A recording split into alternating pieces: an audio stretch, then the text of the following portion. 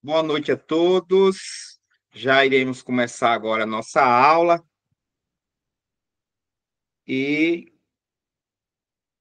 vou expor aqui o slide da nossa aula também. Já estamos gravando. Eu costumo entrar em duas telas, tá? Eu costumo entrar em duas telas para ter manusear bem.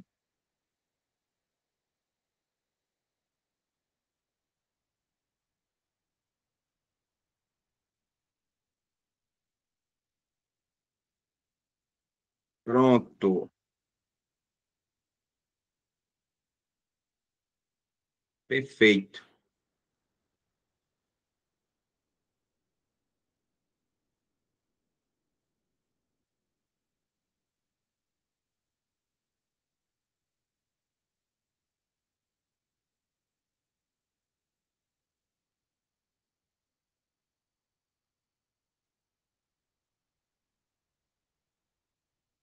Lindomar, se você tiver com o celular, só é colocar ele na parte horizontal, que você vai ficar vendo bem. Pode ampliar com os dedos aí o slide. Acredito que você já está vendo o slide, Isso, estou vendo né? já. Vou para a horizontal, então. Boa. Né? Fica a melhor imagem. Veja aí. Boa noite, Emanuel. Boa noite, chefe. Iremos começar mais uma aula, tá? Introdução à Mariologia. Antes de começarmos, né? Vamos pedir aqui a presença do Pai, do Filho e do Espírito Santo, porque sem ele nós não iremos a lugar nenhum. Então, que faça essa aula, os nossos conhecimentos, e que venha nos abençoando e que venha transmitir a veracidade das Escrituras diante da salvação. Amém. Gente, iremos começar aqui um estudo, tá? Chamado Introdução à Mariologia, né? Estudo sobre Maria e os seus dogmas. Muitos catequistas, né? Se você perguntar a ele quais são os 4 dogmas de Maria, aliás, eu não faria essa pergunta. Eu faria o seguinte: quantos dogmas são de Nossa Senhora? É um estudo da doutrina católica e reconhecido por várias religiões, né? Iremos falar sobre a grandiosa, aquela que deu a luz ao Salvador, chamado Jesus Cristo, a portadora da salvação. A gente vai ver isso aí ao longo da aula. Então, vamos lá. Gente, eu vou fazer uma apresentação básica minha, que é de lei, para você saber quem é que está transmitindo essa aula, né? Sou o professor Sérgio Marques, leigo da Igreja Católica, né? Eu tenho várias participações aí em formações. Sou licenciado em matemática, até porque é minha profissão, né? Tem aqui o Emanuel, que já foi aluno meu, mais de aí quase 15 anos dando aula de exatas, bacharel em teologia. Hoje eu sou mestrando, aqui tem mestrado, mas sou mestrando em ciência da educação, pós-graduação, né, em vários cursos, especialização que nos interessa, teologia bíblica, Antigo e Novo Testamento, educação matemática e psicopedagogia. Tenho contribuição em revistas, né? Catequista em missão. Eu me apresento para ficar algo formal diante da nossa apresentação, mostrar que não é uma tábua rasa, tá? e corro o risco de dizer, ó, é um teólogo, entende e falou isso. Mas vamos lá. A nossa aula hoje é falar da grandiosa, a mulher das Escrituras, a maior mulher das Escrituras. Se você for um teólogo, eu estou falando isso, ela vai ficar gravada, vou expor, mas se a pessoa for um teólogo sério, certo? Uma pessoa que estudou seriamente, sabe que Maria é a maior mulher dos evangelhos, a maior mulher das Escrituras, do Gênesis ao Apocalipse. E hoje vou expor aqui os 4 dogmas de Maria. Boa noite, meu amigo Lucas. Quem chegou agora pode levantar a mão, pode fazer pergunta.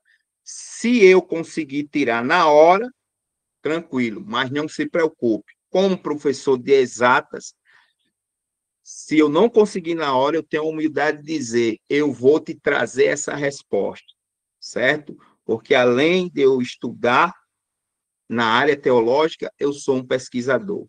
Tudo bem? Então, só é levantar a mão, caso queira uma pergunta, caso queira fazer alguma pergunta, tá certo? Boa noite a todos.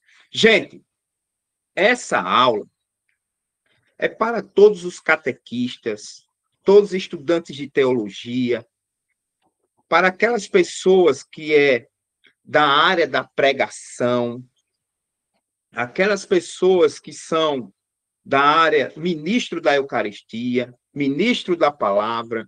Se você faz parte de algum evento pastoral, de algum movimento pastoral, e principalmente de um movimento mariano, essa aula é para vocês.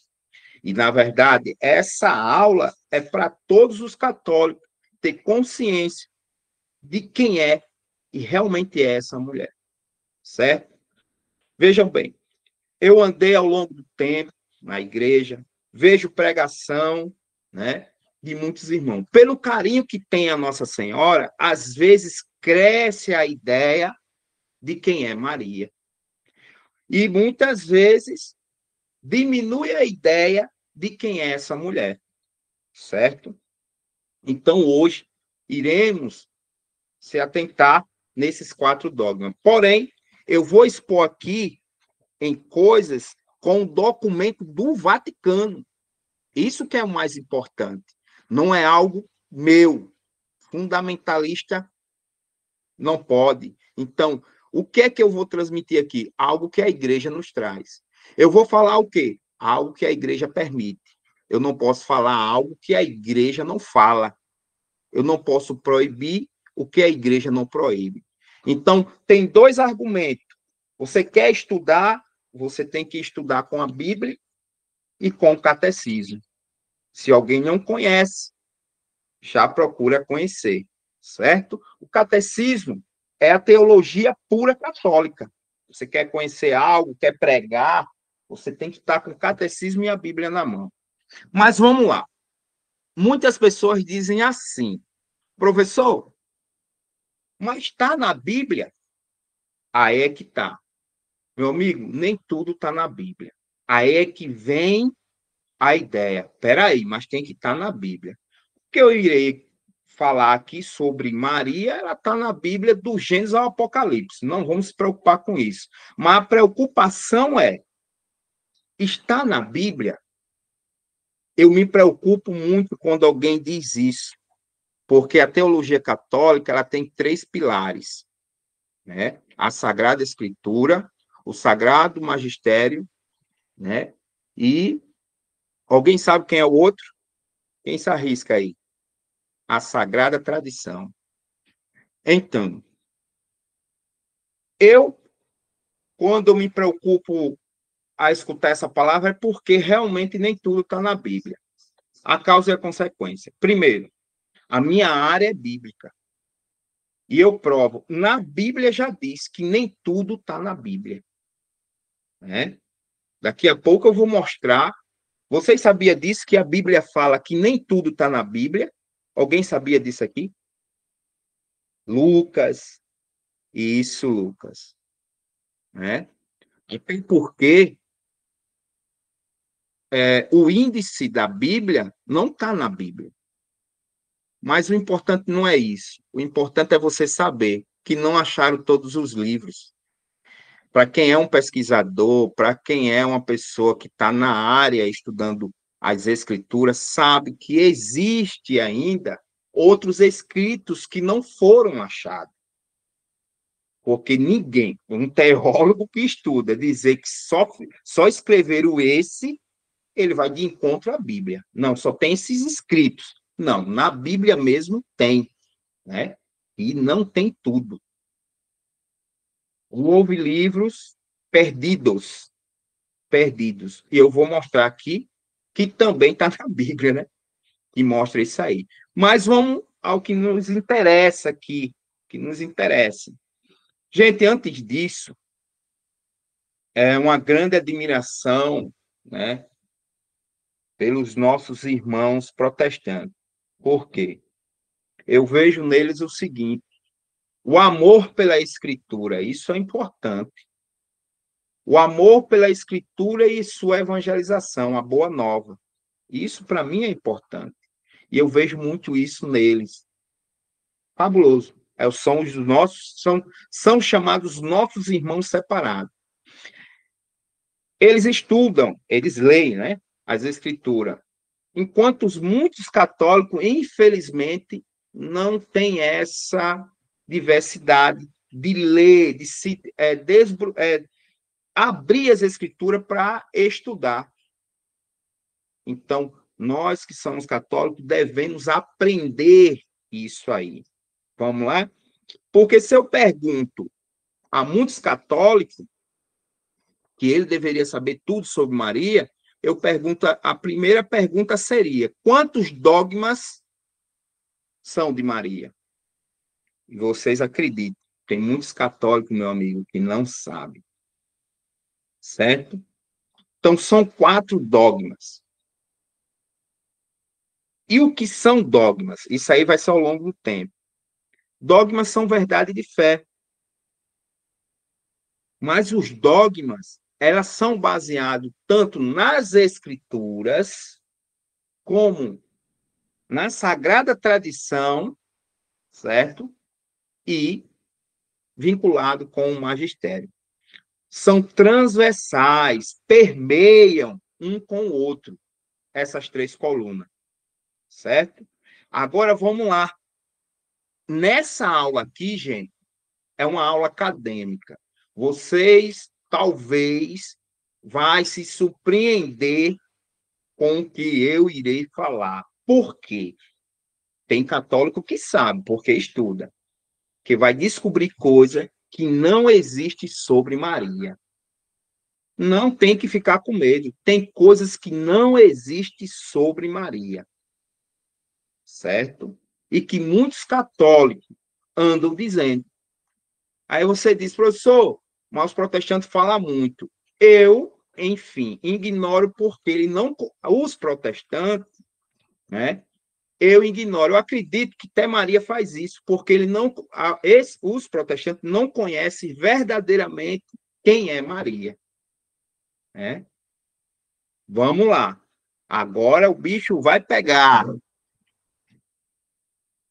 Gente, são 4 dogmas que eu irei falar, certo? Vou falar sucintamente, mas mesmo assim vai ser uma aula longa, né? Porque requer realmente se debruçar aqui em conhecimento, mas vamos lá. O primeiro dogma é a maternidade divina de Maria, o Theotokos.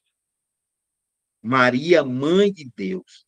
Essa, para mim, aqui é a mais fácil que tem, viu, gente? Para mim, é a mais fácil que tem, certo? Porém, existe muita coisa por trás.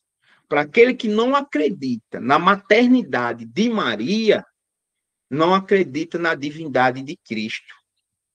Aí é outro dogma. Para quem não sabe, não só existe 4 dogmas. Vou logo passando para vocês. São mais de 40 dogmas, certo? que a igreja vem lutando ao longo do tempo. Então, a igreja não tá mais preocupada com essas perguntinhas que estão existindo na internet, porque já foi resolvido. Não tem nada de novidade, não. Para quem não sabe, essas perguntas não é mais novidade.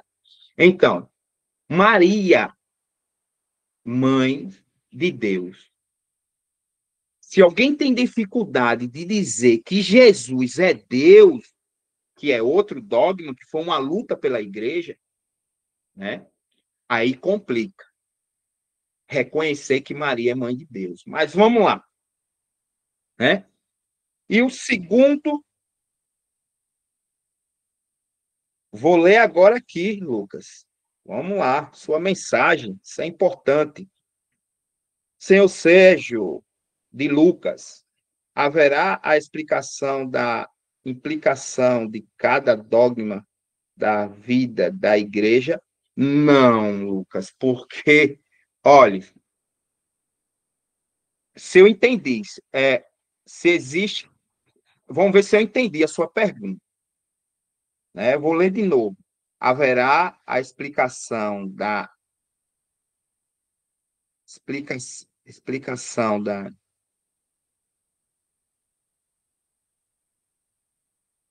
se haverá nessa aula aqui. Eu entendi isso aqui. Eu acredito que não. Mas aí você vai tirando suas dúvidas, tá? A implicação de cada dogma da vida da igreja. Olha, seria uma aula importante essa aí, certo? Por quê? Como foi, por que existem os dogmas? A gente quis perguntar sobre o que cada dogma influencia na vida da igreja. Pronto, vamos lá. Veja bem. É o seguinte, Lucas, cada dogma, né, que você vem perguntando, que vem, né, influenciar na vida da igreja, foi de muita importância, né? Por exemplo, a Santíssima Trindade não tem na Bíblia, mas os nossos irmãos protestantes, principalmente da Assembleia de Deus, eles creem na Santíssima Trindade, mas não se pergunta, porque eles só creem o que está na Bíblia.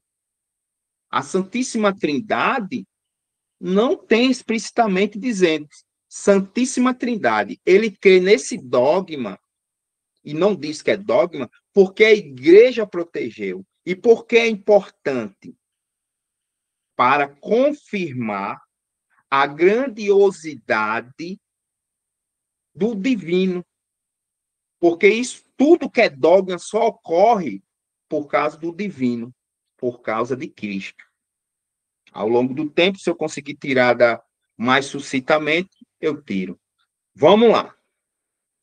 Não sei se você entendeu o que eu quis dizer, né? Porque realmente a Santíssima Trindade não tem. E eles creem na Santíssima Trindade, mas não está na Bíblia. É um dogma, né? É um dogma. Quem foi, né? Você mesmo foi protestante. Eu não sei se a sua igreja tinha crença na Santíssima Trindade. Mas a Santíssima Trindade é um dogma criado não, confirmado pela Igreja Católica. Então, não sei como é que as igrejas acreditam na Santíssima Trindade que está na Bíblia, né? Foi confirmado pela Igreja Católica. Quando duvidaram, olha a importância dos dogmas, quando duvidaram que os três não eram um só. Então, vamos lá, né? Vamos lá para ver se isso aí é real, né? Vamos lá, vamos para cá agora. Então, segundo dogma é da virgindade perpétua de Maria, certo? Mas antes disso, né? Vou falar aqui do primeiro dogma. Maria é verdadeiramente mãe de Deus. Foi no concílio de Éfeso. Éfeso está na Bíblia, né? Éfeso está na Bíblia. Tudo bem? E veja bem, nem todos os dogmas de Maria foi feito em concílio, né? Foi promulgado em concílio. Vamos lá. O da virgindade, que foi o segundo dogma, é defendido pela Igreja de Maria, que ela sempre foi, né, virgem antes, durante e depois do nascimento de Jesus. Algumas entidades religiosas acreditam que ela foi virgem antes, mas não acredita que foi durante o parto ela ficou virgem. Outras entidades religiosas acreditam que ela foi antes e durante, mas depois não. Vamos tirar essa dúvida aqui, né?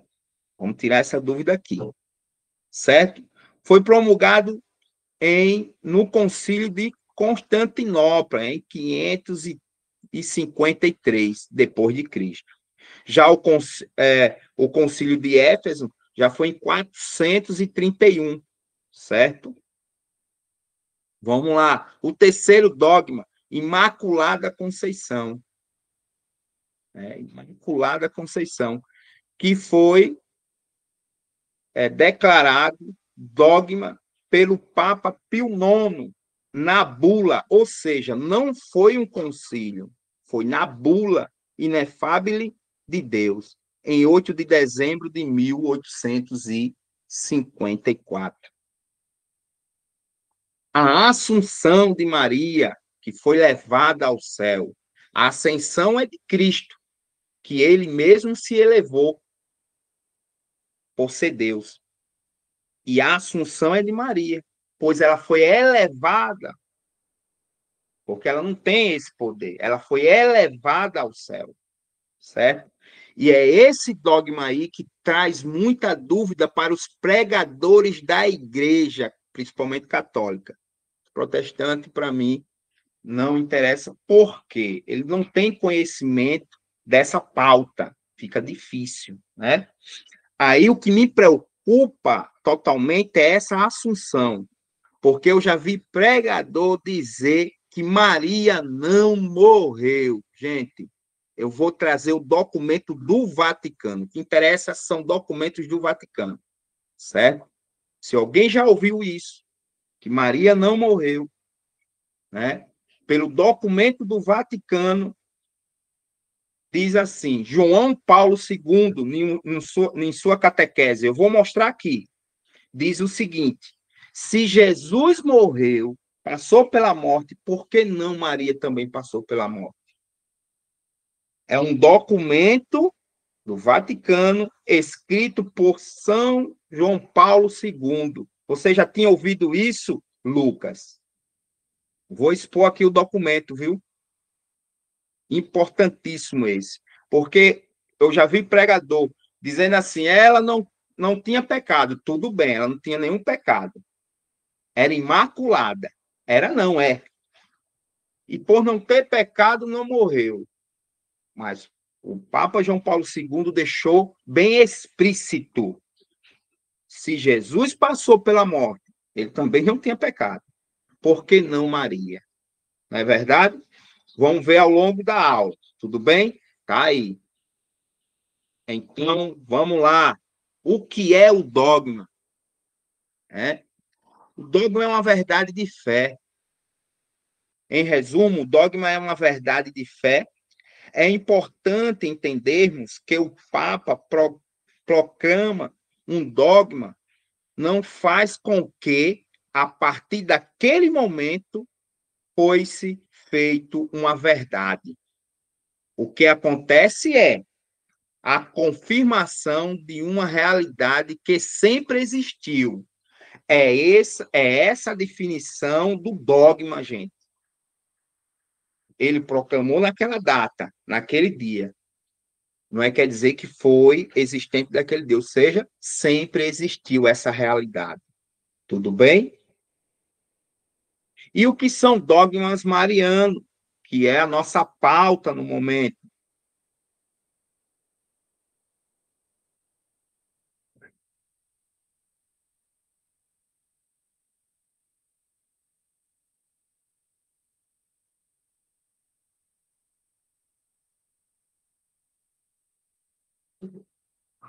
Vou ler aqui, Lucas. Mas na declaração do dogmática que afirma a Assunção de Maria, consta que ela morreu. Que bom! Eu não disse que ela não morreu, né? Eu disse o seguinte: se Jesus passou pela morte, por que não Maria? Porque é o seguinte, foi uma pergunta, né? Certo? Mas tranquilo, tá certo.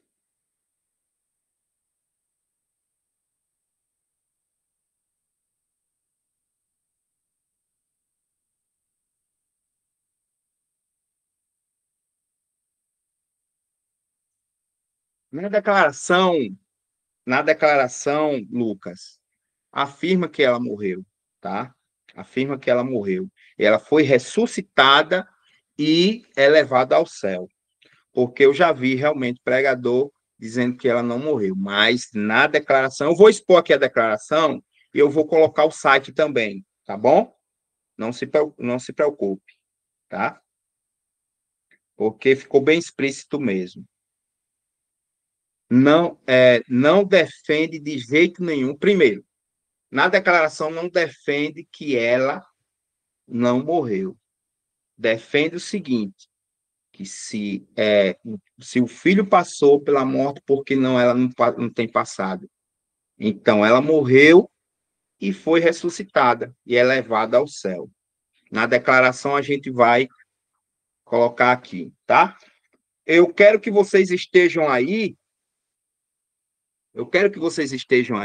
para primeiro argumentar isso tudo com o catecismo da igreja e a Bíblia, né? Já com o catecismo, já vamos ter uma problemática com o catecismo, gente? Vamos ter uma problemática aqui. Com o catecismo da igreja, queria que vocês abrissem no 87, né? Não é página, sim. Parágrafo 87. Para sabermos o que é realmente lá, está explicando o que é o dogma. Apesar que eu já expliquei, né? Sobre os dogmas, certo? Olha lá, no 87 diz assim: os fiéis, lembrando-se da palavra de Cristo aos seus apóstolos, quem vos escuta, a mim escuta. E quem vos rejeita, a mim rejeita. Ou seja, essa palavra, se a gente ignorar a tradição, está rejeitando a igreja. E a igreja é Cristo, né? Recebe como domicilidade os ensinamentos e as diretrizes que seus pastores lhe dão sobre as diferentes formas. Então, está aqui, né?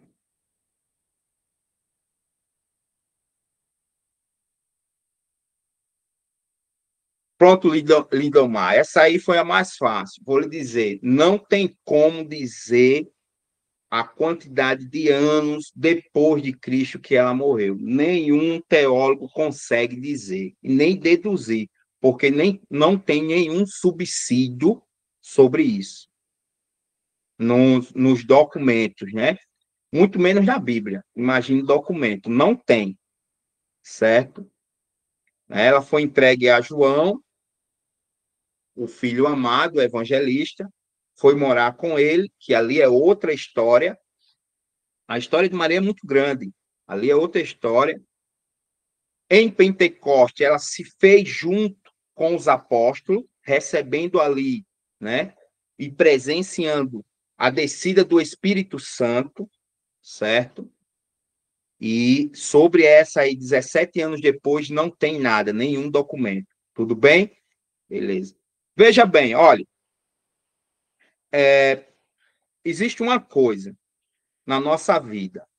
Vou deixar umas coisas aqui claro. Por quê? A minha área é de pesquisa. Quem é da Igreja Católica sabe que a sigla catecismo, usual nos livros, é CIC. Não é isso, Lucas? Não é isso, Emanuel? e se o Lidomar souber disso, tá? Vai haver uma mudança. Não é isso? C e C, e é usual em todos os livros. É lamentável, mas é um erro. É um erro. Vou explicar agora por quê. Você sabia disso também, Lucas? Que C e C, e pior que está em todos os livros, foi um erro que veio trazendo, que agora fica como verdade, né? Mas, porém, aí vai existir uma confusão, tá?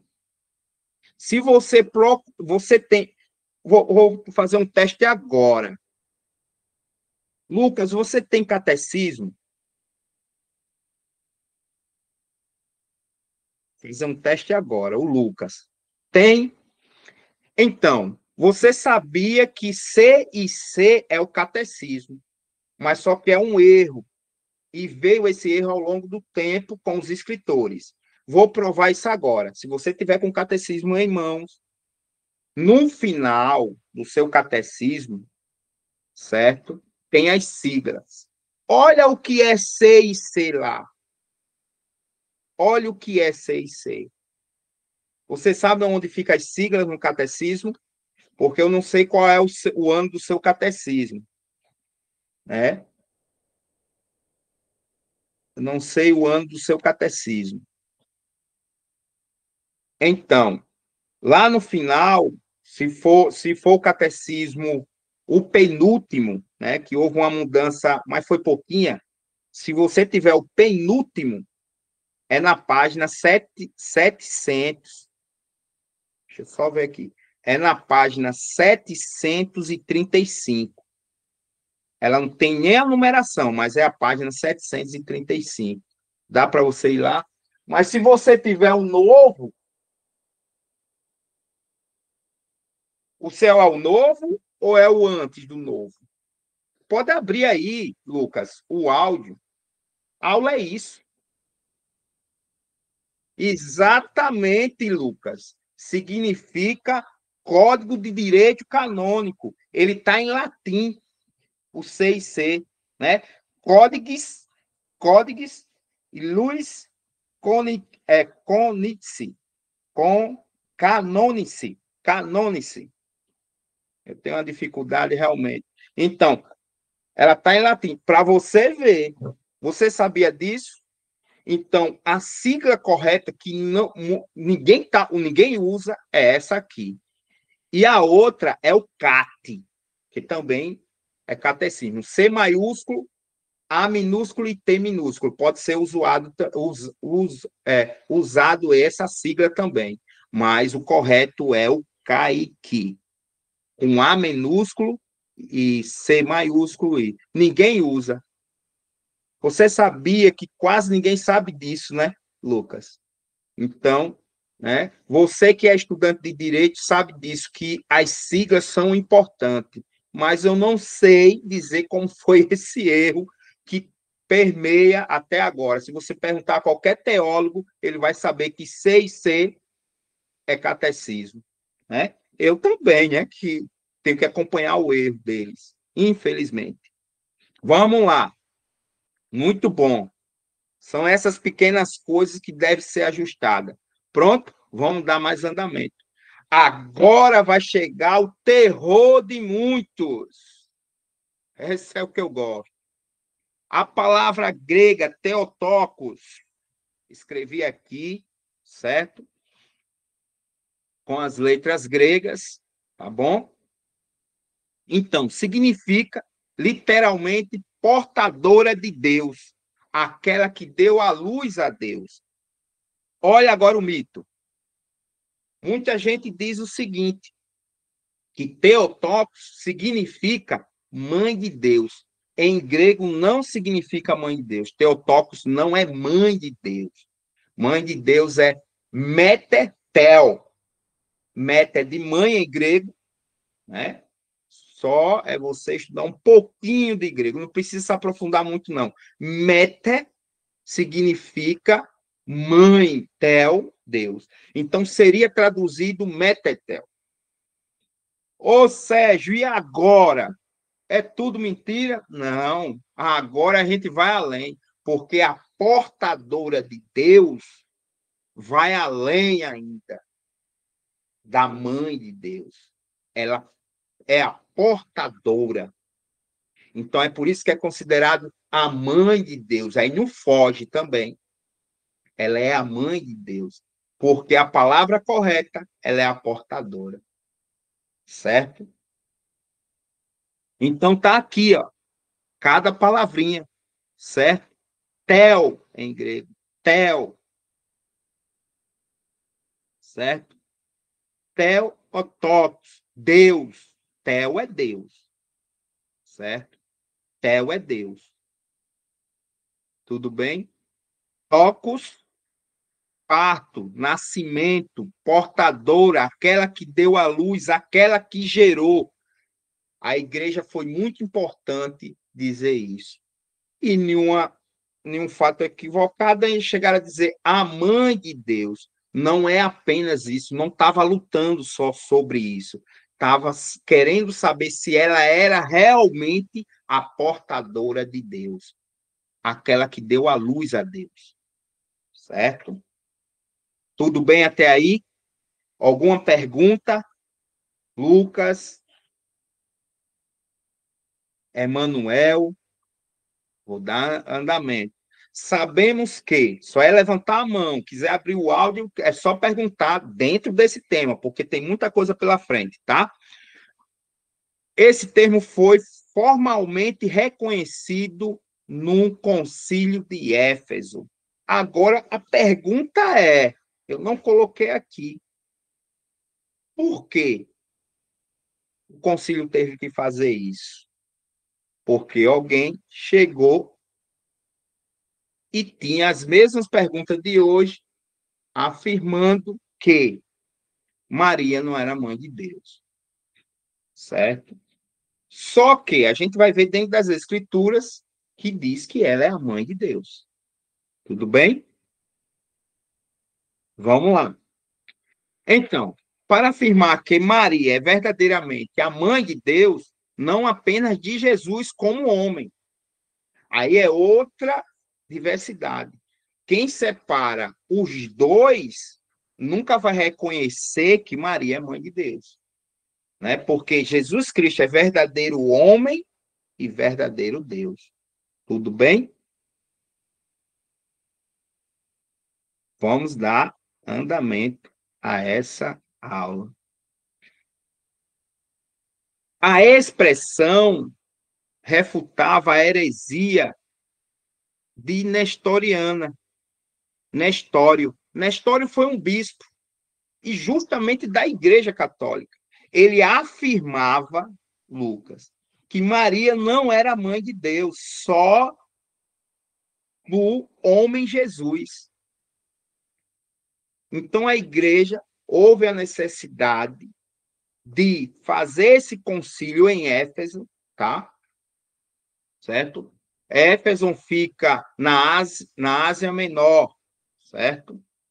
Então houve essa necessidade. Afirmava que nessa heresia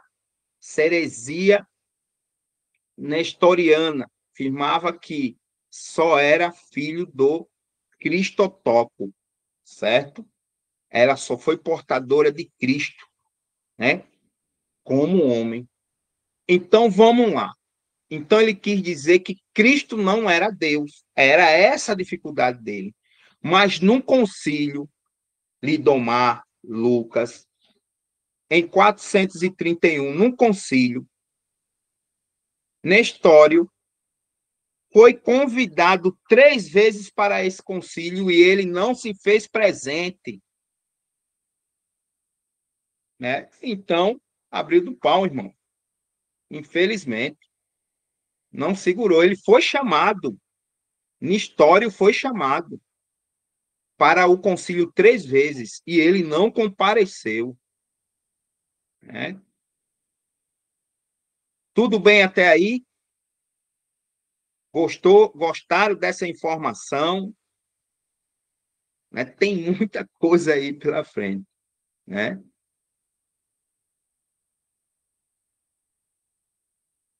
Vamos lá, vamos dar andamento. O termo mãe de Deus, em grego, a palavra.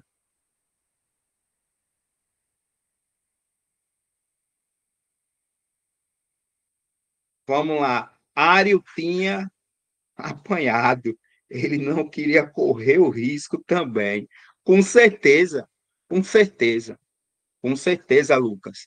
E o que é impressionante é o seguinte: pessoas que leem, estão lendo muito pouco, quer conhecer a Deus, quer conhecer Cristo, tem que conhecer a igreja que Cristo fundou. E eu te digo, o quanto ela é bela, o quanto ela é bela, o quanto ela é bela. Muito bem. Olha lá, em grego a palavra mãe significa méter, que é o termo clássico usado no grego antigo, o koiné, que era o grego, né, usual da época. Já no grego moderno, muda um pouco o sentido, tá bom? É mitera ou mama, tudo bem? Porque existe o grego moderno e existe o grego antigo, que é o grego mais assim popular, que é o koiné, usual pelos cristãos da época. Tudo bem? Isso mesmo, Lindomar. Ó, o Lindomar segurou aí, está na Turquia. Éfeso, muito bem, muito bem. Rapaz, esses caras estão estudiosos demais, um Lindomar. Estou olhando para tu aqui, viu? Isso mesmo, na Turquia, tem que ter esse conhecimento geográfico. No contexto teológico, tá? Ao se referir a Maria, a palavra, tá? Meter, quer dizer, ó, tô aqui, viu, gente? Meter, tô aqui, ó, nesse lado de cá, onde tá aqui. A palavra meter pode ser encontrada em títulos como Metetel, tá? Que significa literalmente a mãe de Deus, certo? Eu tenho essa imagem aqui. Eu consegui essa imagem. Olha, eu fiquei apaixonada por essa imagem. Ela abraçando o filho, Jesus, e o cordeiro, né? Que as imagens falam. Ela tem uma leitura, né? Uma codificação, né? Vamos para mais, certo? Como eu vinha falando, a expressão mãe de Deus é escrita, tá? E vocês têm que ter um pouco de conhecimento disso, porque pode chegar alguém, não significa. Né? Theotokos não significa mãe de Deus. Vai além disso, meu irmão. Ela é a portadora, ela que deu a luz, gerou a salvação. Certo? Vamos lá. Então, Theotokos significa a portadora de Deus. Aprendemos isso. Ah, mas quer dizer que está errado dizer que Theotokos é mãe de Deus? Não. Essa portadora de Deus é que revela que ela é a mãe de Deus. Aí é que está. Revela no seu, no todo. Não é verdade? No todo. Agora vamos lá. É muita conversa e blá, blá, blá, professor. E agora? Está na Bíblia? Vamos abrir a Bíblia. Que aqui não precisa, porque eu tive o trabalho de tirar os contextos. Gente, eu tirei da Bíblia de Jerusalém, tá bom? Eu trabalho muito com ela. Eu passei a minha vida toda estudando com a Bíblia de Ave Maria, tá? É uma tradução francesa. Vou mostrar aqui para vocês. A Ave Maria. Ela tá meio velhinha. Ó, pronto. Ó, como é que tá ela? Meu estudo todinho foi com essa aqui. Tá? Ela está meio velhinha. E hoje eu estou fazendo a segunda leitura da Bíblia. Agora, quem é a segunda leitura? Com a de Jerusalém. Aí eu peguei a de Jerusalém. Está aqui atrás, ó. De Jerusalém. Tá bom? Então, esse escrito aqui é de Jerusalém. da Bíblia de Jerusalém, que ela é tirada do original para o português. Já a de Ave Maria, ela perde um pouco, certo? Porque ela foi tirada do francês para o português. Tudo bem? Mas aí é tranquilo. Vamos lá. Base bíblica. Evangelho de Lucas 1, 42, capítulo 1, versículo 42, 43. No 42 diz o seguinte: com um grande grito, Lidomar. Vamos lá. Qual seria a linguagem original? O aramaico, Lidomar, era a língua que Jesus falava, mas ele sabia o grego e o hebraico, né? A linguagem, né? O dialeto de Jesus era o aramaico. Só que ele entendia do grego, porque ele lia muito a Septuaginta, né? Isso na história vai mostrando. Ele conhecia, até porque o grego, na época de Jesus, era uma linguagem popular, uma linguagem falada por Jesus, oficial dele, é o aramaico dele, aí, né? E a primeira linguagem das escrituras, que é o Antigo Testamento, foi em hebraico, né? E a primeira tradução das escrituras foi em grego, certo? Deu para tirar sua dúvida aí? Então, na Bíblia tem trechos em aramaico, no original. Eu vou fazer esse resumo para ver se eu consigo responder sua pergunta. Tem trecho nos originais do hebraico e tem trechos no grego. Então, a Bíblia, no original, ela tem três linguagens: o hebraico, o aramaico e o grego. Tirei sua dúvida? Vamos embora. E vamos lá, né? Aí vejam, em Lucas diz o seguinte, no capítulo 1, versículo 42, com um grande grito, exclamou: Bendita és tu entre as mulheres, e bendito é o fruto do teu ventre. Veja, reconhecido que ela vai dar a luz a quem? A Deus. Se você não reconhece isso, aí mora o perigo. Será mesmo que você tem a ideia, se está caminhando como cristão? É. Vamos mais. E o 43? Donde me vem que a mãe do meu Senhor me visite? Esse encontro aí é dela com quem? É dela com quem?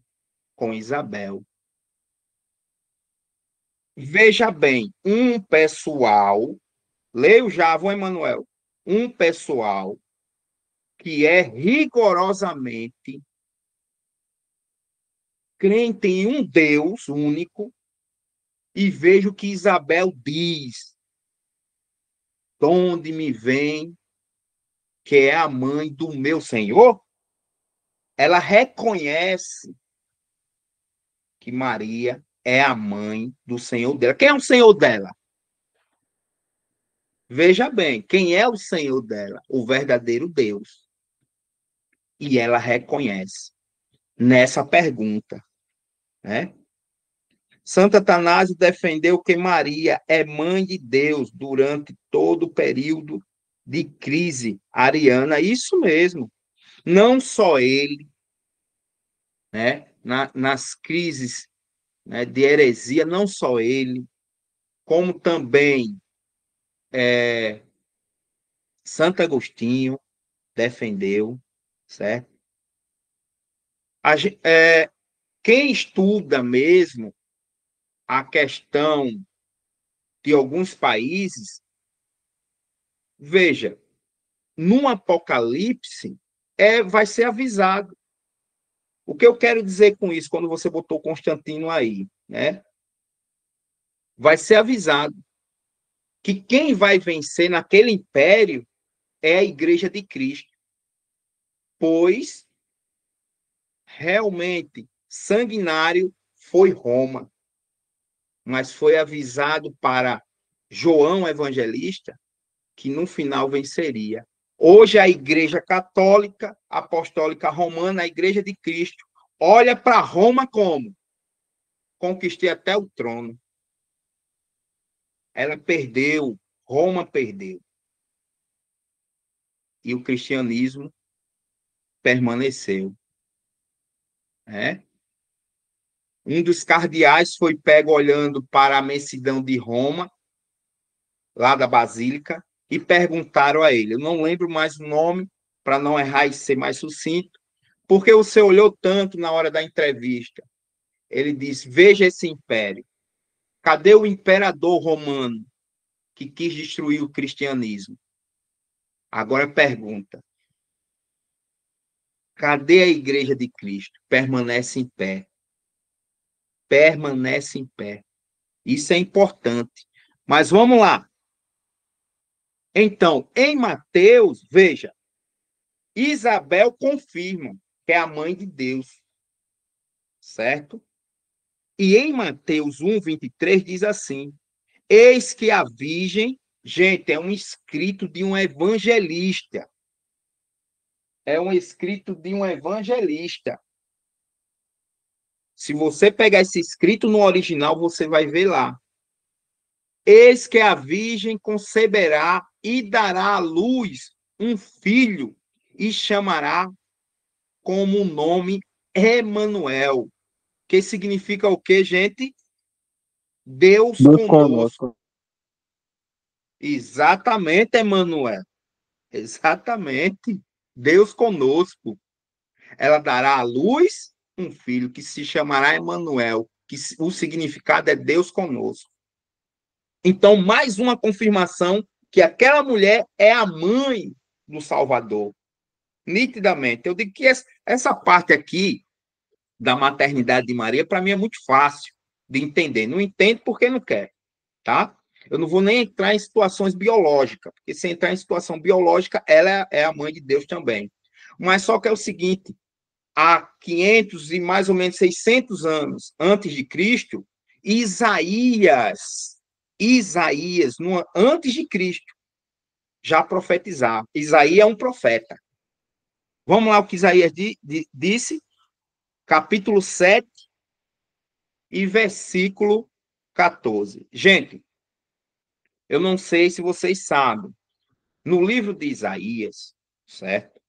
São 3 Isaías que escreve, não é apenas um. Vocês sabiam disso? É verdade, Lidomar. É Emanuel. Eu acho também esse nome muito bonito, né? Fora os demais, né? Miguel, né? Miguel também eu acho bonito. Mas, enfim, vamos dar andamento. São 3 Isaías escrevendo, então fique sabendo. São 3 Isaías, certo? Lucas, fica atento aí, viu? São 3 Isaías que escreveram o livro de Isaías, certo?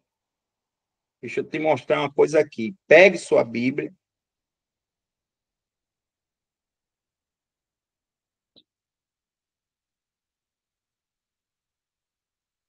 Falo já sobre isso. Vamos lá.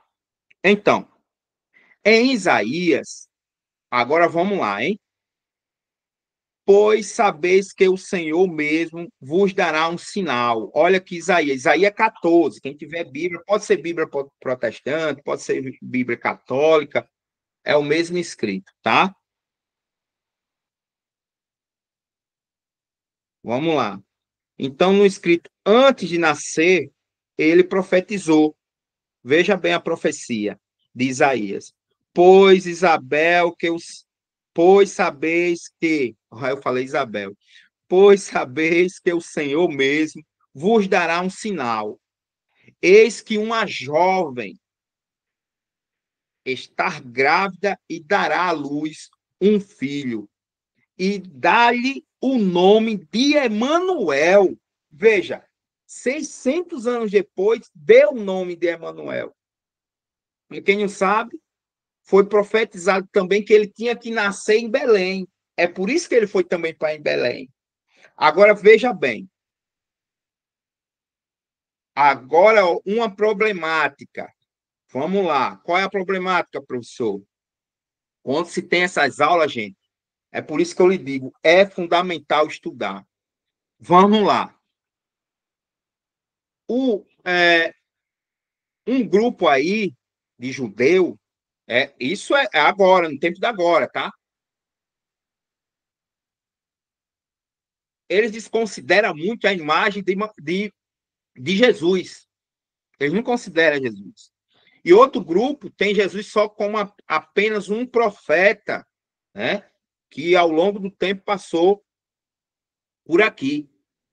E tem um grupo que, para menosprezar Jesus, esse que é o mais perigoso, diz o seguinte: meu amigo, em Isaías, que ele tem o livro de Isaías, os judeus, diz o seguinte: peraí, ele disse uma jovem, ele não disse uma virgem. Porque na tradução da Bíblia da Ave Maria, realmente tem virgem. Mas eu vou explicar o porquê. E na tradução hebraica, perdão, da Bíblia de Jerusalém, tem jovem. Mas vamos lá? No hebraico, quem é uma pessoa séria que estuda o hebraico, sabe que a jovem, que sabe que é jovem, ali é considerado como mulher, certo? Perdão, como uma virgem, uma mulher virgem, certo? É por isso que em outras traduções já joga logo como virgem. Mas vamos lá. Maria foi consagrada aos seus 12, 13 anos de idade. Era realmente virgem. Então, esse grupo quer acusar que ela não era nem virgem antes. Olha aqui o perigo aqui, ó. E eu fiquei abismado, porque realmente o conhecimento dessas pessoas em hebraico era muito forte. Porém, ele não queria ali denegrir a imagem de Maria, queria já denegrir a imagem de Jesus Cristo, que ele não é o profeta. Olha que enganação desse grupo judaico. Olha o perigo. Então, para quem estuda seriamente, né, as escrituras e pega lá, vamos colocar lá na tradução da época, chamar de jovem era uma menina virgem. Ponto final. Certo? Vamos lá. Então, em Lucas, né, mãe do Salvador, no Evangelho 1:35, diz assim: e o anjo lhe respondeu, isso provando que ela é mãe de Deus. O Espírito Santo virá sobre ti, e o poder do Altíssimo vai te cobrir com a sua sombra. Por isso, o santo que nascer será chamado Filho de Deus. Meu amigo, depois dessa aula, o cara negar que Maria é mãe de Deus, não, aí fica complicado. Tudo bem até aí? Lidomar, Lucas, Emanuel, tudo bem até aí? Essa aula vai ficar gravada. Quem quiser, pode assistir o tempo que quiser. Segundo dogma, vou ler aqui, Lindomar, Lucas já está colocando aqui, certo? São muito gentis, né? Nem abre o áudio, só escreve muito bem. Por vez, a Sagrada Escritura se refere a sinal, como um milagre. Verdade, Isaías também aborda essa perspectiva. Sim, aborda essa perspectiva. Veja, há 600 anos, de 500 a 600 anos antes de Cristo, ele já tinha que era o sinal, esse sinal desse milagre, né? Dentro das Escrituras. Como também um milagre. Por quê? Veja, eu não vou conseguir pegar agora tudo isso, Lucas, o milagre, o nascer em Belém, né? Eu não vou conseguir abordar aqui. Até nascer em Belém tem essa referência dos profetas. Então, toda perspectiva, né, e abordagem do Antigo Testamento tem lá, né, nas Escrituras. É inegável. Não só Isaías, né? Não só Isaías, certo?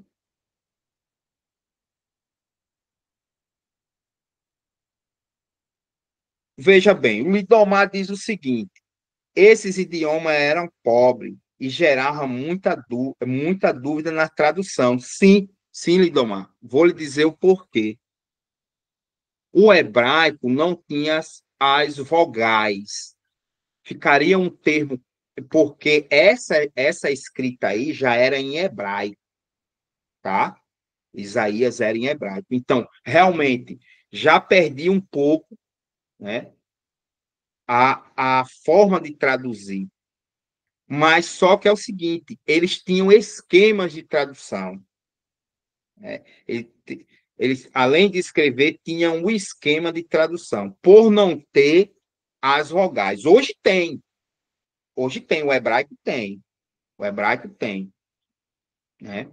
Então, realmente, esses idiomas, o hebraico principalmente, já trazia dúvida. É essa problemática. Por exemplo, no hebraico, não tinha a referência sobrinho, não tinha sobrinho no hebraico. Então, já trazia uma problemática no hebraico e no aramaico também. No aramaico já é uma língua extinta. Exatamente, exatamente. O mais usual hoje é o hebraico, né? Um dos encontros do Papa Francisco com eu esqueci o nome dele, de Israel, ele chega a dizer ao Papa Francisco o seguinte: que bom que você veio à nossa cidade, nosso país, na verdade, que fala que é a língua de Jesus, né? O hebraico, e ele corrige na hora. Francisco corrige na hora. A língua de Jesus é aramaico, na hora lá. Então, realmente, o aramaico já se tornou um pouco extinto, tá? Ainda tem alguns locais, a igreja mesmo preserva, né? Mas já era algo, né, que metia dúvida na tradução, certo? Vamos indo. Segundo dogma de Maria, a virgindade perpétua de Maria. E agora, tá nas escrituras? Vamos ver. Vamos ver. Olha lá, virgindade perpétua de Maria, confirmado no Concílio de Latrão, em 649, certo? Confirmado. Gente, como eu falei, já era existente, foi confirmado. Tudo bem? Veja bem, a virgindade perpétua de Maria, confirmado no Concílio de Latrão, certo? Maria foi virgem antes, durante e depois do parto. Tudo bem? Referência doutrinária. Concílio de Latenarense. Afirmou a virgindade. Antes partum, in partu e depois partu. Ou seja, antes, durante e depois. Isso nós iremos ver também no catecismo da Igreja Católica. Olha agora, até eu agora comecei a fazer. Ó. Antes eu fiz certo.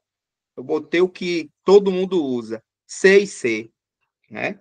Tem um azinho aqui, certo? Nos parágrafos 496, que eu não vou expandir aqui para não ficar muito longo, que é ideal, gente, tire print, leiam no catecismo para ver o que fala. Até no parágrafo 496 até 507, fala sobre a virgindade. Os documentos oficiais, Concílio de Lateranense II, canônico em latim, certo? Diz o seguinte: citação do catecismo. A igreja confessa que Maria permaneceu virgem sempre, de antes do parto, durante o parto e depois, certo? Então, base bíblica para isso. Base bíblica. Vamos lá? Mateus 1, capítulo 1, 20. Vamos ver o que é que diz lá? Enquanto assim decidia, eis que o anjo do Senhor manifestou-se a ele em sonho, dizendo: José, filho de Davi, não temas, recebe Maria, tua mulher, pois o que nela foi gerado vem do Espírito Santo.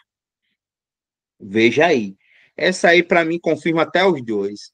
Como mãe do Altíssimo, Jesus Cristo, olha aí, ó, e como ela, por ser moça, né, a jovem, é virgem.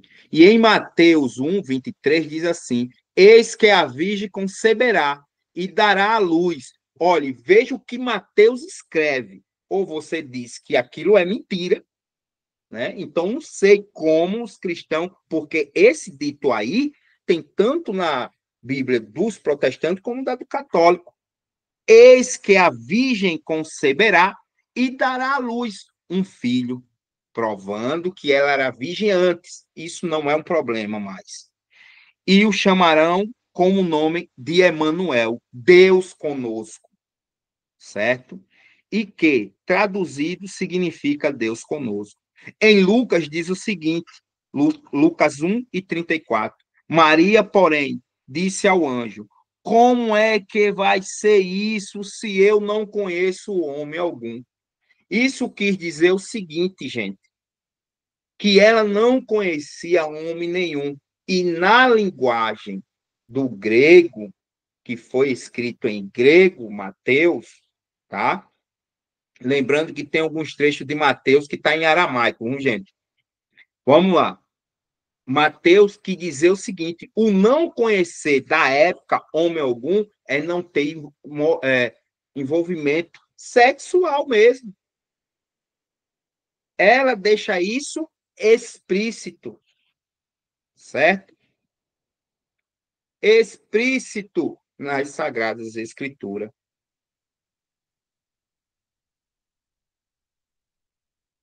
Agora, a Imaculada Conceição.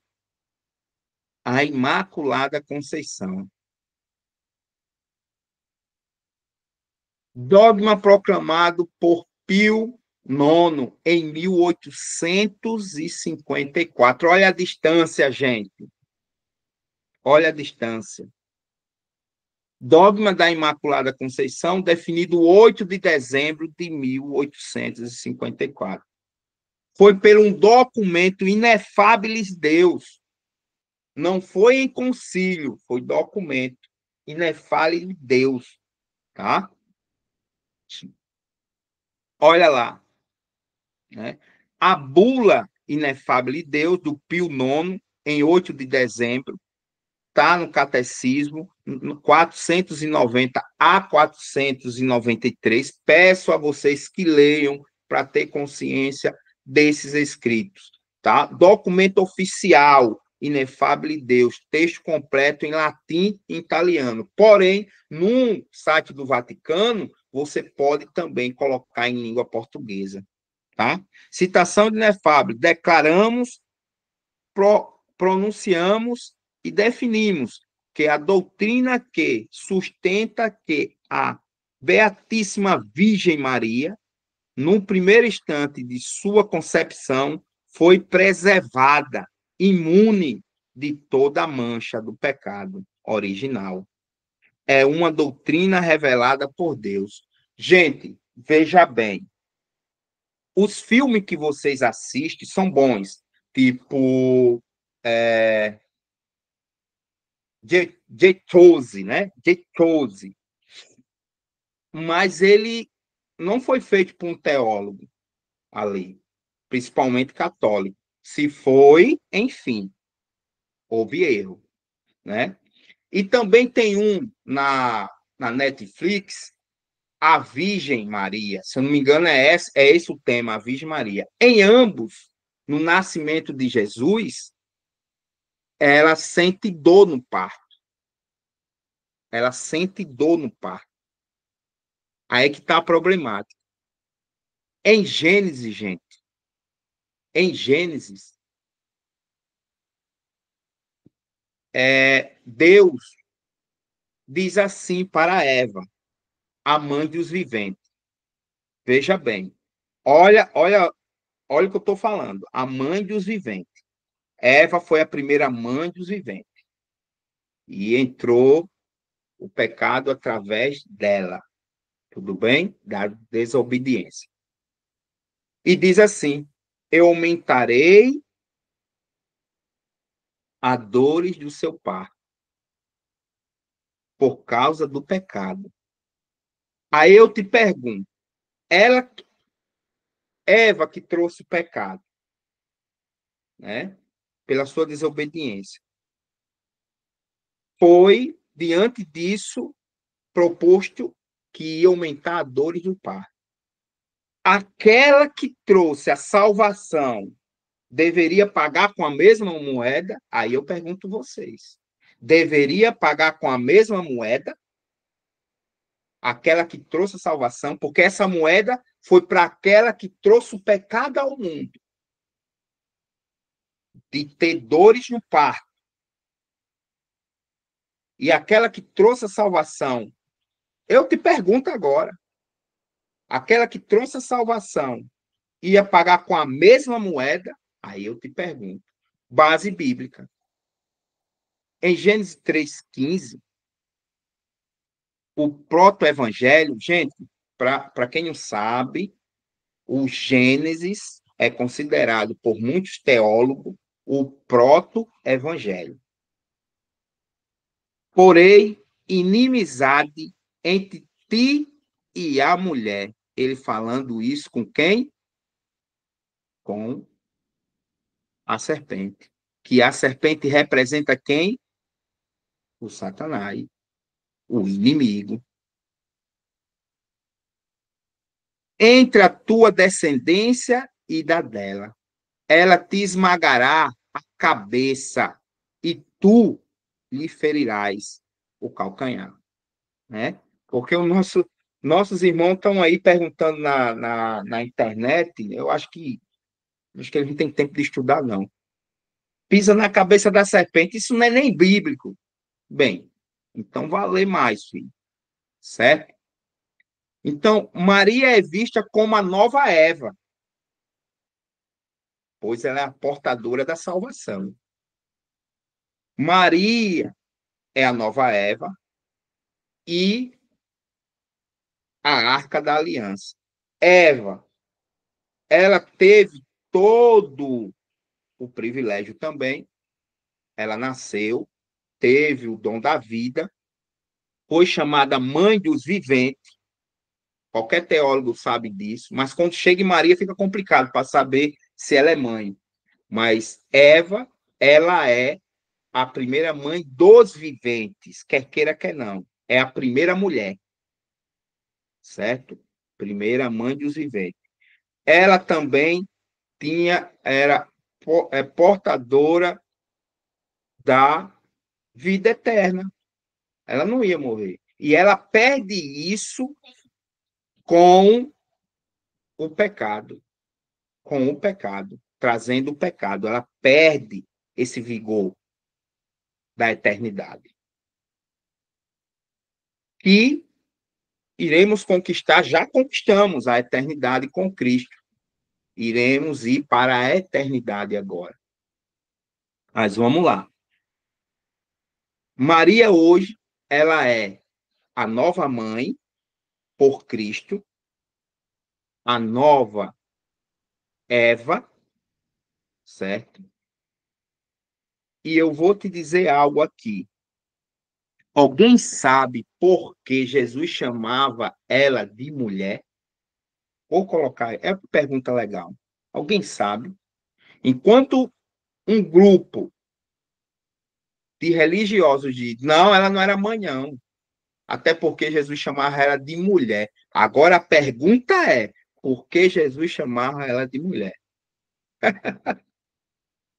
Porque ela é a nova Eva. E Jesus é o novo Adão. E ele era chamado de quê? Filho do homem. Minha gente, filho do homem. Você sabia disso? Filho do homem. E ela era chamada de mulher, principalmente por Jesus. Olha o reconhecimento dos dois. Olha o reconhecimento dos dois. Ele reconheceu que ela era a nova Eva. Mulher, olha o respeito. Mulher. E ele, pelos evangelistas, era chamado de quê? Filho do homem. Minha gente, é maravilhoso. Vamos lá, Lindomar. Eita, deu um nó na cabeça. Pode perguntar, Lindomar. Porque nas escrituras, Jesus chama ela de mulher. Mulher porque ela é a nova Eva. A mulher. A mulher do Apocalipse. Que fala lá em Apocalipse. E Jesus, os evangelistas chamam o quê? Ele, o filho do homem. Olha para aí. São Paulo também a chamava de mulher. Olha, meu amigo, eu me arrepio com isso aí, cara. Me arrepio. Só para poucos que entendem. Olha, eu vou ensinar uma coisa que vai dar um pontapé nos seus conhecimentos. Para entender a Bíblia, você não tem que entender a linguagem portuguesa como ela é. Porque a felicidade que a Bíblia traz nos evangelhos, você conhecer Jesus, vai ser feliz, não é a felicidade que tem lá no Aurélio. São coisas totalmente diferentes. Sim ou não? O Aurélio traz felicidade. E quando ele traz um contexto, diz o seguinte: ser feliz é estar bem empregado, com as questões materiais. Isso é o Aurélio. Né? A felicidade são dentro de coisas materiais no Aurélio. A felicidade na Bíblia não são coisas materiais, são espirituais, certo? Isso mesmo, isso mesmo. São Paulo também a chamava de mulher. Gente, não estamos aqui brincando de palavra, são coisas sérias. Lucas, olha lá, vou ler o trechinho que está acima de Lucas. Maria é vista como a nova Eva em inimizade plena com o pecado e com Satanás. Veja bem, para quem não sabe, essa menina, Maria, eu estou colocando como menina, ao seu nascimento, por ser aquela portadora futura de Cristo, tu acha que desde menina, desde o seu nascimento, ela não foi odiada pelo inimigo? Foi sim. Porém, santos da Igreja Católica diz, ela foi protegida desde o seu nascimento até os últimos dias da sua vida pelos anjos. Foi protegida. Tudo bem? Então, Lucas 1:28, a saudação do anjo, ave cheia de graça. Esse trecho aí eu peguei da Ave Maria, certo, gente? Ave cheia de graça, o Senhor está contigo, certo? O termo grego que caritomene, que significa cheia de graça, certo? Que caritomene, em grego, quer dizer cheia de graça. E cheia de graça, gente, o termo cheia de graça é cheia do Espírito Santo, literalmente. A Nossa Senhora dizendo que caritomene. Maria, antes mesmo de aceitar a missão, de ser mãe do Salvador, ela já havia se consagrado a Deus, sim, e desejando ter a castidade perfeita, com certeza. Gente, todos aqueles, eu acredito nisso. Quem não acredita em santidade, nós somos a igreja única que acredita verdadeiramente na santidade ao encontrar verdadeiramente Jesus Cristo. Todos aqueles que passaram por Jesus, seja mulher, homem, pecador, passou por ele, tocou nele, sentiu Jesus, todos se tornaram santos. Todos se tornaram santos. Você tira por Paulo, quem era Paulo, perseguidor de cristão, um cara altamente com conhecimento. Olha o que ele se tornou, o maior propagador do evangelho, colocando todos os seus apóstolos no bolso. O primeiro a escrever o novo evangelho. Como assim, professor? Ele é o primeiro a escrever o primeiro livro do Novo Testamento, primeiro Tessalonicense. Ele é o primeiro escritor, gente. Ele é o primeiro escritor. Ele que é o propagador da Boa Nova. Entenda isso, certo? O livro mais antigo do Novo Testamento é primeiro Tessalonicense. No Novo Testamento, a maioria dos escritos são de Paulo. Paulo tem ali aproximadamente 13 livros. E tem mais um que é homenagem a ele, que são os Hebreus, que alguns teólogos antigos ainda dizem que foi ele que escreveu, mas pela teologia, uma grande massa de teólogos já sabe que não foi ele que escreveu. Porém, foi um grupo que talvez ele tomava conta e, em homenagem a ele, escreveu o como é que se diz? Os Hebreus, né? O livro de Hebreus. Tudo bem? Então, que caritomene, que significa a cheia de graça. Tá lá, tá em grego, no original, gente. Não tem nem o que fugir. Então, ela é cheia da graça, cheia da virtude, cheia de Deus, que quer dizer cheia de Deus. Então, não tem nem o que falar. Vem aí, Lucas. São Paulo também é o primeiro a falar da ressurreição. Salvo estou enganado. Ele é o primeiro. Eu vou te dizer isso mesmo. Ele é o primeiro a falar sobre a ressurreição, né? A ressurreição. Ele é o primeiro.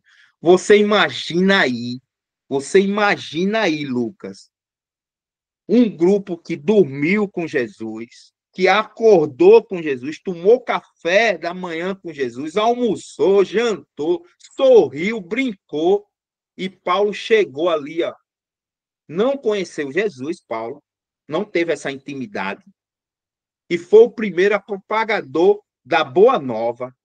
Tu acredita nisso, cara?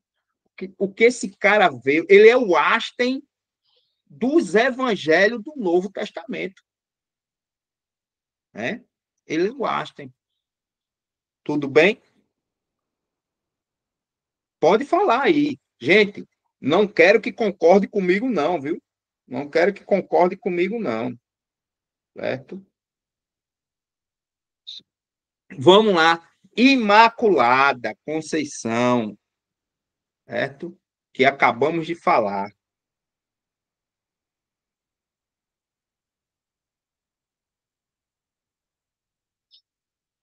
Lidomar eu vou te dizer uma coisa, foi o inverso, viu? Foi o inverso. Lucas foi convertido aprendendo com Paulo. Lucas era um médico.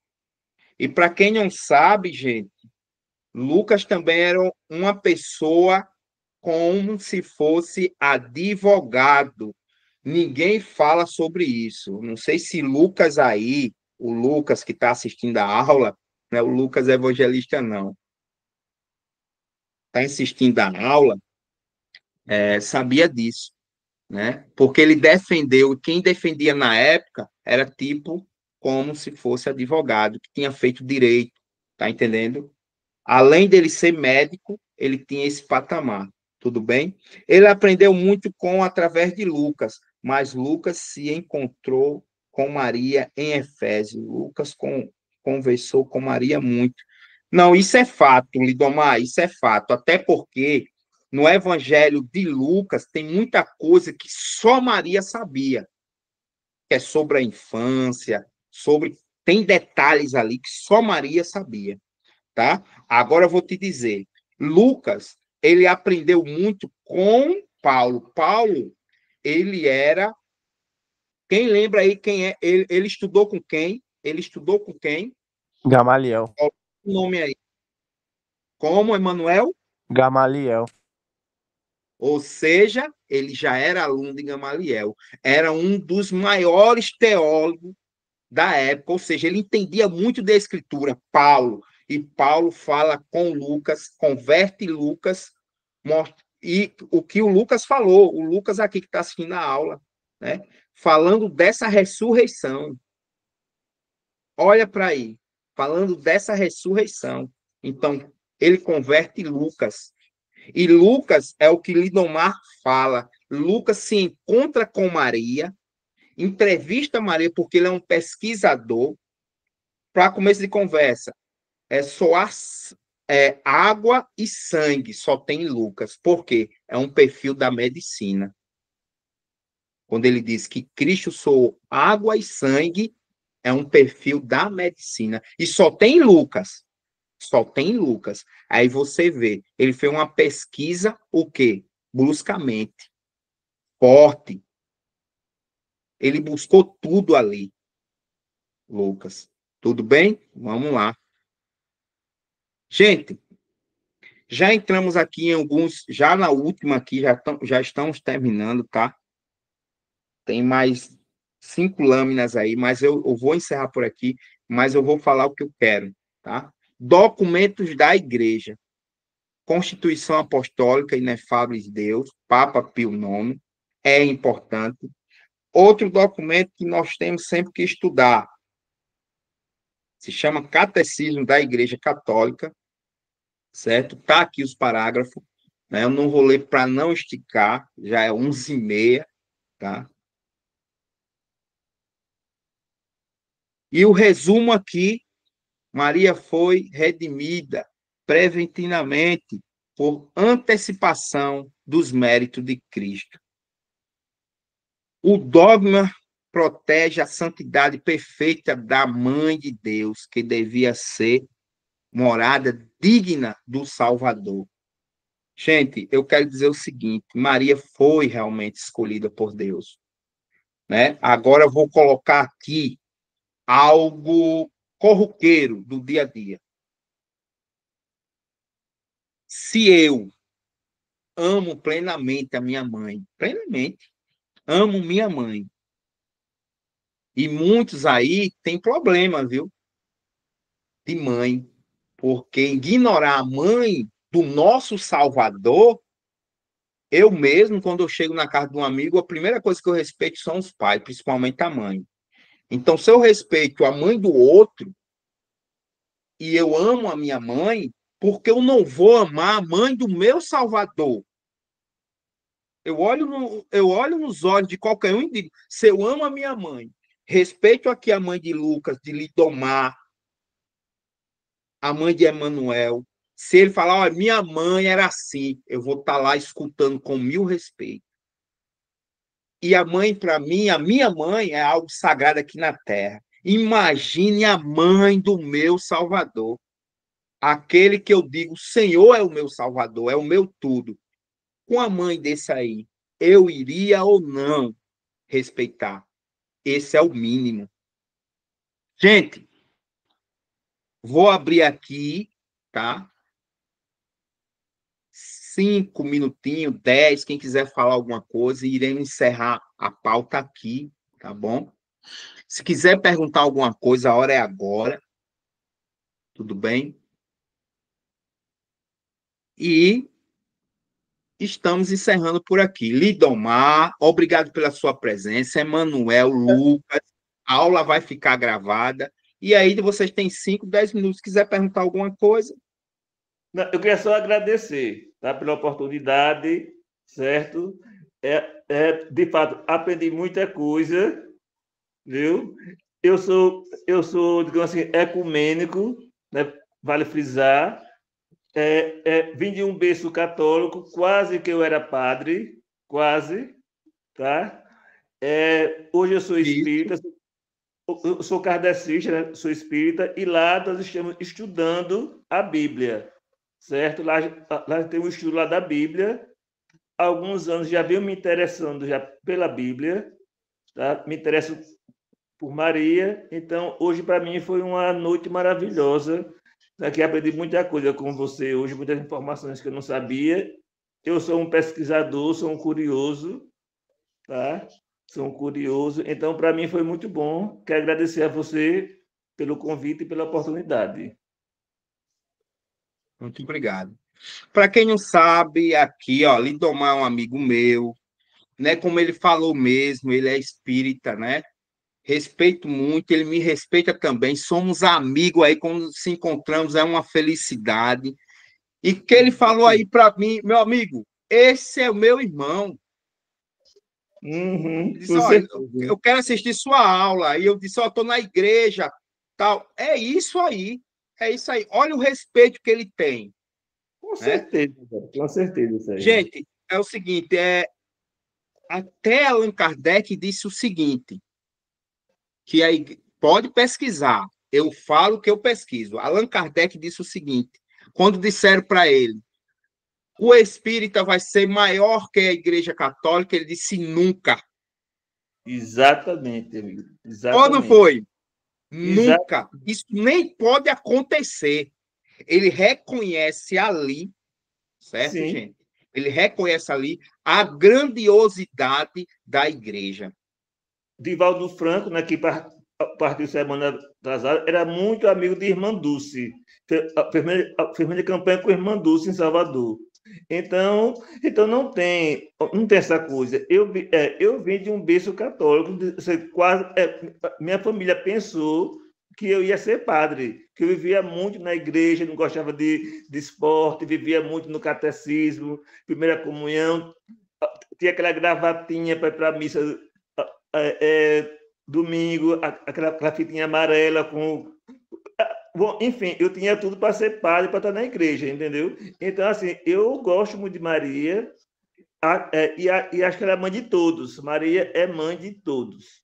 Amém, Católica, amém, mãe de amém. todos. Muito obrigado mesmo. E E eu tenho um carinho muito grande por você, Lidomar. Muito grande mesmo. Muito grande mesmo. Lucas, quero quer aprender falar? mais, viu? Pode falar, Quero pode aprender mais. falar.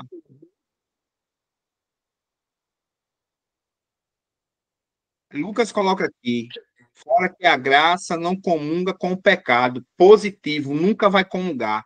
Olha o que ele colocou aqui, ó.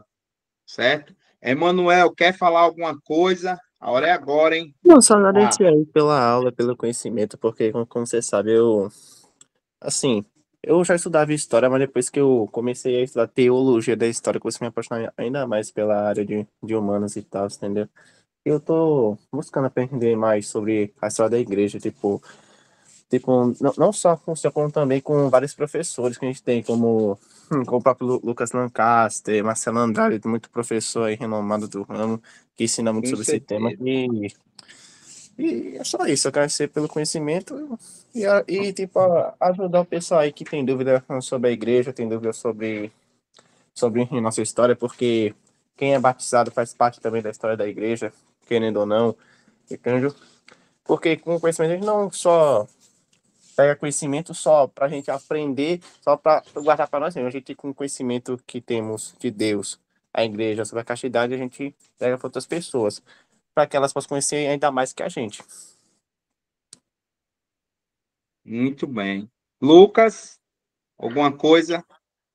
Seu Sérgio, diante dessa aula aí, não tem nem como a gente não concordar com São Luís Maria Grignon Montfort, né? Deus reuniu todas as águas e deu o nome de mar, e reuniu todas as graças e deu o nome de Maria. É, é a mãe do nosso Senhor, né? Não tem como Exatamente. não morrer de amores. Mas eu vou encerrar aqui com um trecho bíblico de Lucas, onde uma mulher interroga, dá os parabéns até Jesus, mas Jesus repreende. Veja bem, olha lá, Lidomar, José, Emanuel e Lucas. Veja bem, vocês conhecem aquele versículo que muitas entidades religiosas gostam de mostrar, gostam de falar para menosprezar Maria? Veja, Lucas 11, 27 diz assim: enquanto ele assim falava, uma mulher levantou a voz do meio do povo e lhe disse: bem-aventurado o ventre que te trouxe e os peitos que te amamentaram. Mas Jesus replicou: antes, bem-aventurados aqueles que ouvem a palavra de Deus e a obedeceram. Aí diz: olha, repreendeu quando foi exaltar Maria. Não, de jeito nenhum. Olha a frase de Jesus. Repara, Lidomar. Enquanto ela diz: bem-aventurado é o seio que trouxe a luz, os peitos que te amamentaram. Aí Jesus diz o quê? Diz o quê? Replicou: antes, bem-aventurados aqueles que ouvem a palavra de Deus e a obedecem. Foi o que aconteceu com Maria. Ela escutou a palavra de Deus antes de dar a luz, antes de amamentar, e a obedeceu. Gostou dessa, Lucas? Gostou dessa, Emanuel? Então, bem-aventurada ela é, porque ouviu e obedeceu. Oh, glória! É lindo demais a escritura. Eu amo de. Oh, Fechou com chave de ouro. Pode falar, Lindomar. Fechou com chave de ouro. Lucas, pode falar. E Santa Isabel, né? Diz lá na visitação: bem-aventurada a que creu. Maria foi a que creu. Porque nós Aqui, amigos. Essa câmera. Estou curioso para ver a cara do Lucas e do Emmanuel. Estou louco para ver o rosto deles. Só a voz. não sei se eles estão assim disponível, né, para abrir, porque depende do local que está, né? Ah, tá. É, o Emanuel foi meu aluno do terceiro ano, acredito que em breve está na UFAL aí em História, não sei se já entrou, fez História e passou. E Lucas é um amigo meu da comunidade aqui Santa de Virgem. E obrigado pela presença de vocês.